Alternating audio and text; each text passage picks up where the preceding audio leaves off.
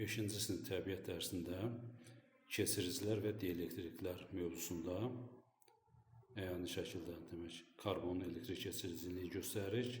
Metallar bildiyiniz kimi elektrik keçiriciliyi var. Qeyri-metalların əksəriyyəti isə dielektrikdir. Karbon qeyri-metal olsa da elektrik cəryanını keçirir və əyani şəkildə göstəririk.